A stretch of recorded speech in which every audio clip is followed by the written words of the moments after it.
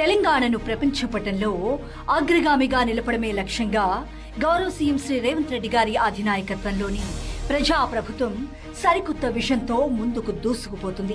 ఇందులో భాగంగానే భారత్ లో పర్యటిస్తున్న దక్షిణాఫ్రికా ఉపాధ్యక్షుడు పాల్ మషాటిలే బృందంతో గౌరవ సీఎం శ్రీ రేవంత్ రెడ్డి గారు కీలక భేటీ నిర్వహించారు. మన హైదరాబాద్ ను అత్యాధునిక నైపుణ్యాల హబ్ గా, ప్రపంచ స్థాయి మెడికల్ టూరిజం కేంద్రంగా తీర్చిదిద్దేందుకు ప్రజా ప్రభుత్వం తీసుకుంటున్న ప్రత్యేక చర్యలను ఈ సందర్భంగా వారికి వివరించారు.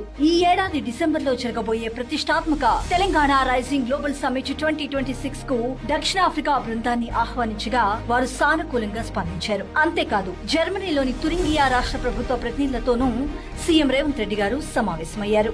శాస్త్ర సాంకేతిక, స్టార్టప్, జీవ వైజ్ఞానిక రంగాల్లో పరస్పర సహకారం కోసం కీలక అవగాహన ఒప్పందం కుదుర్చుకుంది ప్రజా ప్రభుత్వం. పెట్టుబడుల ఆకర్షణే ధ్యేయంగా, యువతకు ఉపాధి కల్పనే శ్వాసగా అంతర్జాతీయ భాగస్వామ్యాలతో తెలంగాణ భవితను మార్చేందుకు ప్రజా ప్రభుత్వం ముందడుగేస్తుంది.